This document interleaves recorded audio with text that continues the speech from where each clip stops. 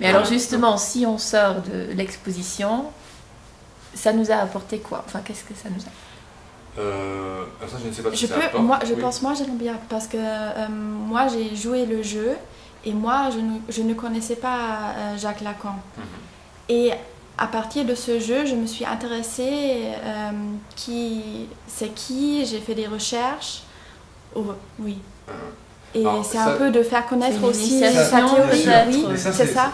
Enfin, ça, c'est un peu récurrent dans mon travail, c'est-à-dire que en prenant des figures intellectuelles donc, connues par un petit pourcentage de la population et en les amenant dans la vidéo musicale ou un jeu vidéo ou des choses comme ça, c'est aussi pour faire connaître.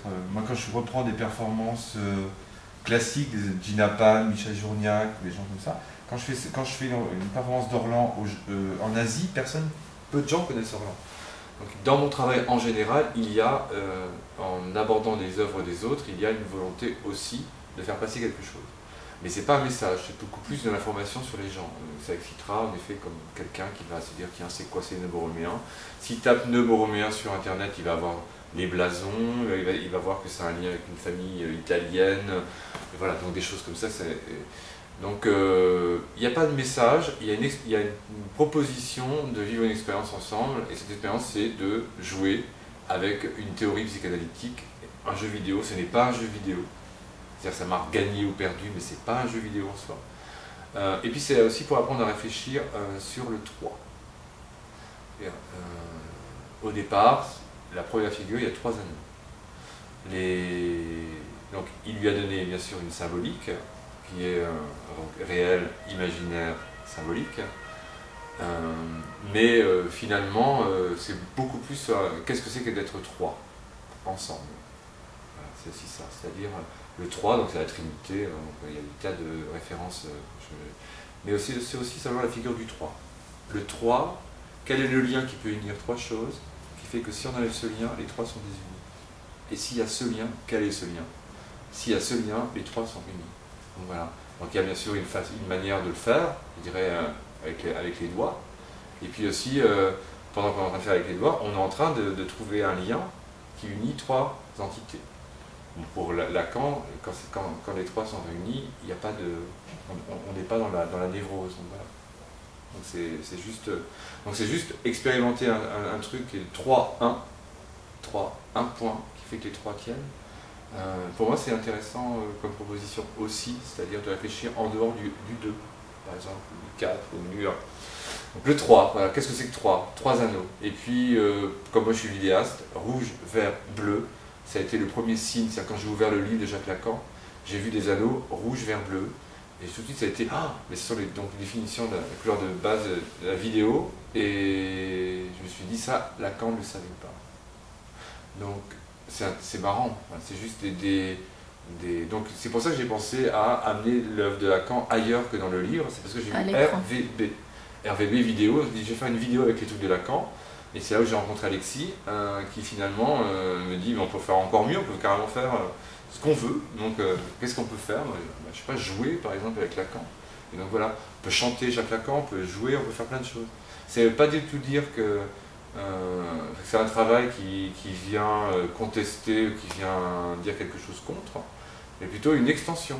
C'est-à-dire Jacques Lacan, où toute pensée peut être amenée ailleurs, et voir comment ça résonne, qu'est-ce que ça peut nous apprendre. Parce qu'en dehors des spécialistes en psychanalyse qui vont pouvoir, eux, argumenter sur le nœud borroméen, est-ce que c'est vraiment une figure intéressante, est-ce que c'est une volonté de traduire des mathématiques, est-ce que tout ça c'est pas un peu fumeux? Moi je m'en fous de savoir si c'est fumeux ou pas, ce qui m'intéresse c'est de prendre ça au sérieux et de le traduire. Alors quel public est visé? Parce que bon, on peut dire au premier grade ça peut être un jeu, je sais pas, les enfants vont essayer comme ça sur l'écran. Ça peut être pour quelqu'un qui ne connaissait pas Jacques Lacan avant, ça peut être une initiation à la psychanalyse. Ou troisièmement, ça peut vraiment, pour quelqu'un qui connaît la psychanalyse, être une extension de sa théorie. Alors c'est vraiment un public... Moi je réfléchis jamais au public, je pense toujours que le public doit être le plus large possible. Donc l'œuvre... si elle peut être lue par tout le monde, pour moi c'est retrouver un langage qui fait que ça peut être... Donc là je pense que les personnes âgées, évidemment, à part celles qui connaissent un peu l'informatique, évidemment là un écran tactile, valider les trucs, tout ça, ça risque peut-être de moins les intéresser. Et encore, il faut voir quel public. Moi j'ai toujours confiance dans le public. C'est-à-dire que moi je suis le public aussi. C'est-à-dire que je vais voir des expositions et des choses qui m'intéressent pas du tout. La curiosité, d'essayer quelque chose. Voilà. Je toucherai facilement les trucs.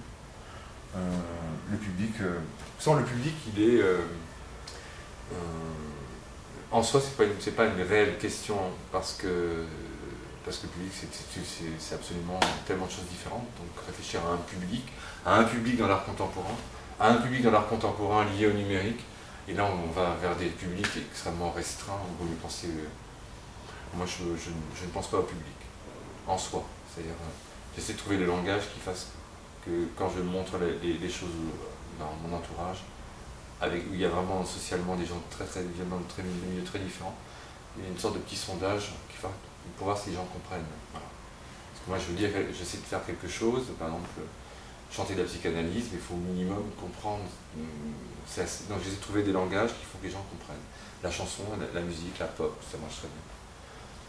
Là, je pense que le jeu vidéo, c'est ce qui marche le mieux par rapport. Et personne, je crois, avait fait un jeu vidéo avec Jacques Lacan. Donc, il y a aussi cette idée-là, c'est-à-dire de s'amuser à apporter comme ça un éclairage différent.